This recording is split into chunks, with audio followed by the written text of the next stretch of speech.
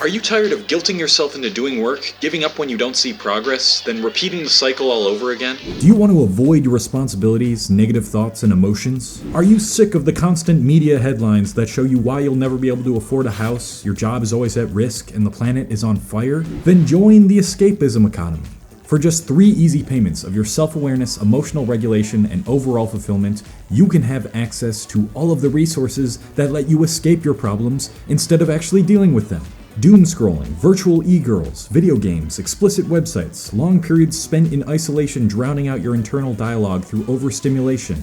It's all here for you to take advantage of. And thanks to this special TV offer, we'll throw in a free pair of glasses that project Subway Surfer gameplay at the bottom of your vision at all times. Wow, I can't form a single coherent sentence anymore. Join the Escapism Economy now by calling 1-800-LIFE-SCARES-ME. That's 1-800-LIFE-SCARES-ME. Every civilization since the dawn of time has had some sort of religion or philosophy spawn out of it, and that was due to the people in the society that decided to contemplate what they were doing instead of just live life on autopilot. In ancient Greece, we had people like Parmenides, who is seen as the father of metaphysics. If you aren't familiar with metaphysics, it's basically the study in which one tries to deduce what reality is. It deals with proving what objectively exists out there in reality versus what only exists in your mind. Here's a quote from one of Parmenides' works.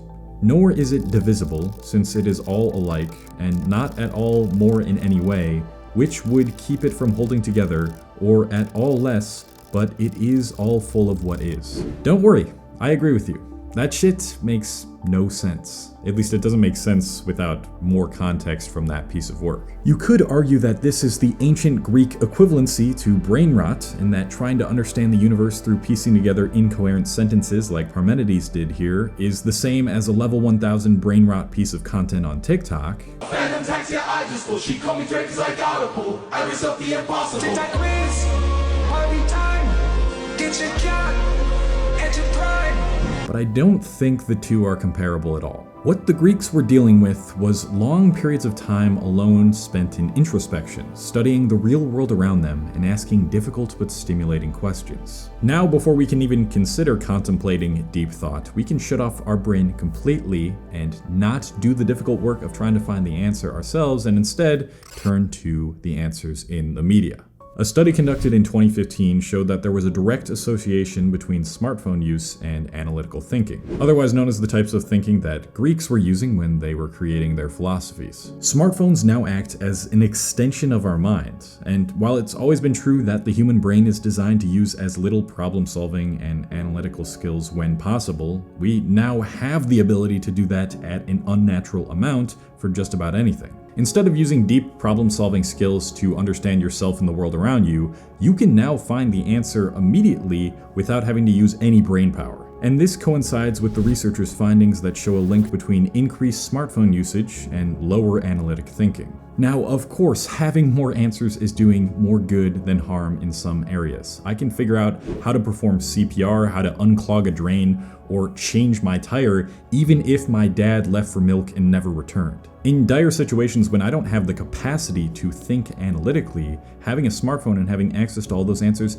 can be really beneficial. But the effect of less analytical thinking, especially in relation to the escapism economy, is clear. You never really get the absolute perfect answer for yourself because you're constantly relying on other people's interpretation of the perfect answer. So let me explain to you what this looks like. Let's say you've been depressed for the past few weeks and you can't really understand why. You think it will eventually pass so long as you just ignore it, and so you reach the first level of escapism: mindless consumption. You don't want to figure anything out. You don't want to understand the causes behind your suffering. You might not even think there's a real solution. So instead, you just decide to scroll through your phone. This unintentionally ends up offering a temporary solution. The dopamine you get from social media provides you with a fabricated sense of happiness and peace. But then, those negative feelings start to grow. Because you decided to avoid the feelings instead of confront them, they only continued to build inside you. And this became abundantly apparent whenever you were forced to be away from your phone and snap back to reality. This is when you reach level 2 of escapism, searching for the answers online. You've already found so many other answers online, so instead of continuing to use your phone to contribute to the problem, why don't you use social media to try to find the solution? You might look up some generic questions like, why am I depressed, or how to be happy, and you click on a few videos that provide a guideline for you to follow. Just the act of watching the videos alone feels like you are fixing the problem. You binge watch all these videos which tell you all of these different solutions, and you start feeling really motivated, like your life is about to change. But after weeks of doing this, you're still exactly where you are with the exact same feelings. Now, some of these videos could have genuinely given you good advice that if you actually applied would lead to your life having more joy, purpose, and meaning. But these self-improvement videos only ended up being another temporary form of escaping from your problems. Look, I'm not trying to tell you that self-improvement videos or any other video that's trying to teach you how to deal and face with your problems isn't going to be helpful. And I'm not just saying that because I'm a self-improvement YouTuber, I swear. But here's the truth, and this is something that a lot of self-improvement YouTubers aren't willing to admit to you. Many of the best answers to your problems are going to come from looking within and experiencing life itself, not from watching a video on how you should live life. This is why I try to present things in such a nuanced approach. I understand that everyone has grown up with a different set of traumas, stories, and experiences that have shaped who they are. And so the only thing I want you to gain from my videos is a mindset shift or lesson that might help to make your own subjective life more enjoyable based on how you decide to apply that advice. I actually encourage you to challenge my ideas, try something different, and pick and choose what advice I give works for you based on the feedback you get from your own life. But even after all that, there still must be some level of self-exploration that happens outside of consuming. And no piece of video content or regular piece of content can provide you with that. Only life can. It's the difference between someone saying, this is why you feel like shit, and this is how you must fix it, and someone saying, this might be why you're depressed, so here's a framework you can use to figure it out yourself.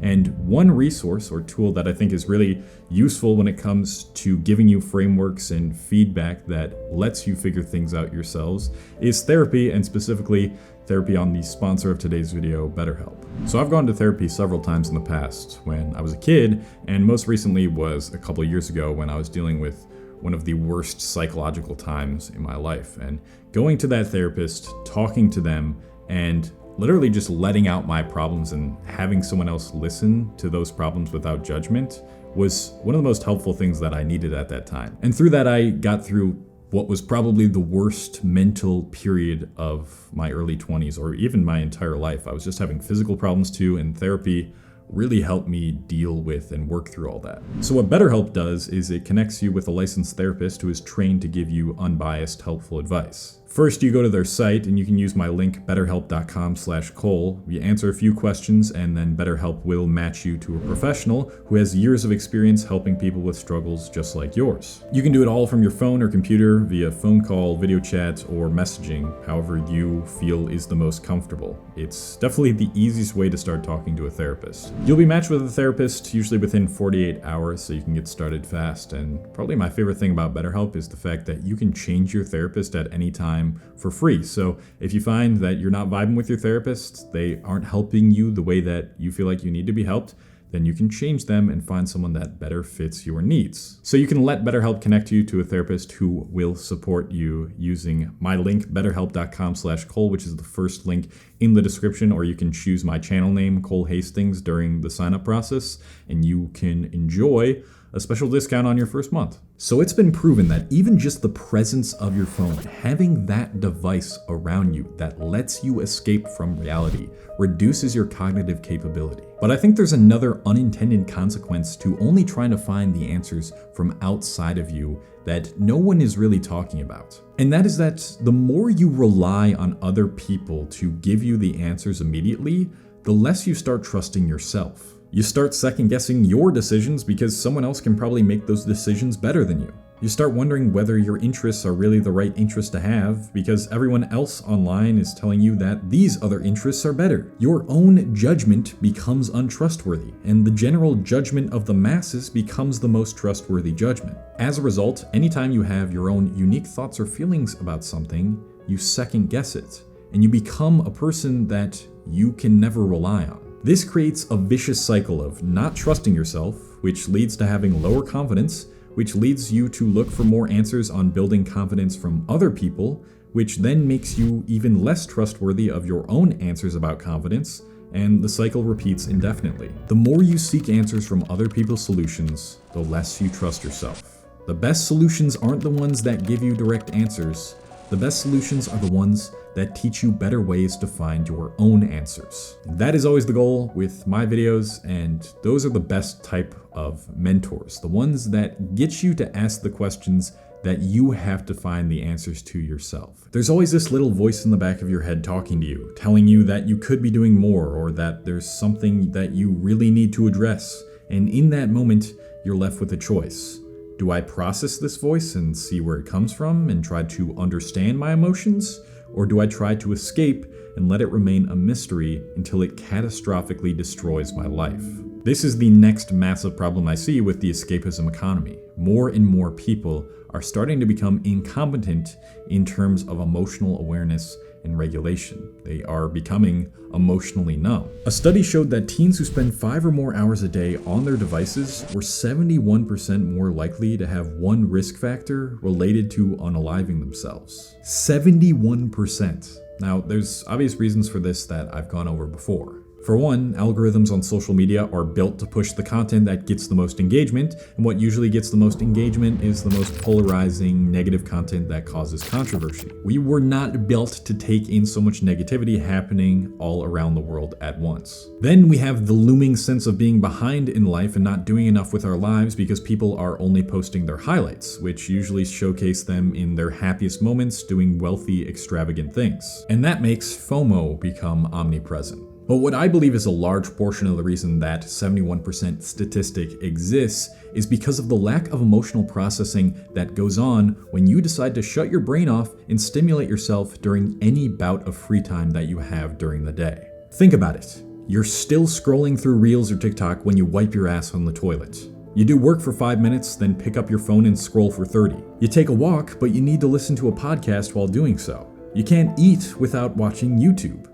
Okay, maybe we can leave this one out of this. You have no idea what's going on internally because your external stimuli is overloading you with external information. Now, let's compare this with what we did for most of the time that humans have been alive on Earth. A woman named Barbara has an argument with her friend, and it ends up with her friend insulting her and distancing herself from her. Barbara is now in a dysregulated emotional state. Her anxiety kicks in and tears start to swell up. She starts second-guessing her friendship and wondering what she could have done to avoid this. But before she can start crying, she realizes she has to go do her daily duty of churning some butter. When Barbara is churning the butter, she can't do anything but be present with her thoughts and emotional state. She has to observe what's going on with her body and how her emotions feel in her body. The activity of churning butter is not overly stimulating to the point where she can distract herself from what's going on and avoid it. And so she's forced to accept those emotions and learn, through her own internal voice and guidance, how to deal with those difficult feelings. Then she'd more than likely have to meet with that friend face to face and communicate through their problems because community was such an important aspect of society when we lived in things like small villages. If you don't want to do this in the modern age, you don't have to. You have everything at your disposal to distract yourself from the voices that scream at you to change or the voices that tell you you're a piece of shit and that you'll never amount to anything. And the key to having those voices lessen is to sit with those thoughts and emotions each day and simply observe them without judgment. And you detach yourself from your thoughts. This is way harder than escaping and picking up your phone or going on your laptop and consuming and gluing yourself to some sort of media. But it is absolutely necessary if you want to understand where your problems are coming from and how to solve them. So I'm gonna say this again. Avoiding your problems 99% of the time doesn't make them go away. It only makes them grow until they explode. The truth is, real life is scary. Who you are is scary. Parts of yourself will scare you, and that fear might be unbearable. You might have issues that you have logically concluded aren't going to get better, and so you've decided to put real life on hold until they get bad enough to the point where you're forced to fix them. Either that, or you do something to take yourself out, and I do not want the latter to keep happening at the rate it is anymore. You have to stop escaping. You have to stop being afraid of life. I get it, it's so much easier to mentally check out than to really examine where your thoughts and emotions and feelings and problems are coming from, understand why they're there, and then put in the work to change your routine and mindset around those things. But there's so much beauty to be found in this life. And yes, even in the scary negative aspects of it, when you allow yourself to genuinely be bored. And that's where the start of this solution to the escapism economy lies. Staring at a wall. No, I'm not joking. When's the last time you did absolutely nothing with no sort of stimulation for more than a few minutes? Can you already feel how uncomfortable you might get at the thought of that? Well, when you do this, a very interesting thing starts to happen. All the things you've been trying to escape start to come up. Those issues you couldn't find a solution for, those voices and feelings that make life extremely uncomfortable, they all present themselves at the forefront of your mind. This is the deciding moment. Will you choose to sit here and understand what's going on, or will you run away? When you start choosing the latter more, and you simply just focus your attention to the present without passing judgment, without thinking it's wrong for you to be feeling this way, these emotions and thoughts start to become clear. They naturally give you the space to work with them because you gave them the space they needed to exist. And then you can start the process of being okay with their presence. After you do this, you'll notice you will listen to your inner voice more. You'll start trying to figure out your own way and figure out what's the best route in life for you, and have faith that your decisions are the right ones, even if they don't always lead to the most optimal outcomes. It's true that some people will always have better answers than you. Mentors and therapists are always welcome, especially if they're providing you with questions that you can ask yourself to get to know yourself better and therefore trust yourself better. But all the knowledge you gain will never turn into the wisdom you need in order to start adopting the most optimal life path for yourself if you don't stop escaping the real world and go experience it and get lessons from it. Give your mind the room to wonder, to be curious, to breathe, and to figure things out on your own. And soon, the urge to escape will just become a temporary thought you will notice, instead of a feeling you automatically act upon. I invite you to start your journey towards being more intentional with your body, emotions, and actions by joining me in 1 minute of silence. If you can sit here right now, just staring at what's on the screen for 1 minute while being conscious of your breath, you will notice a change in your physiological state. So let's start that right now.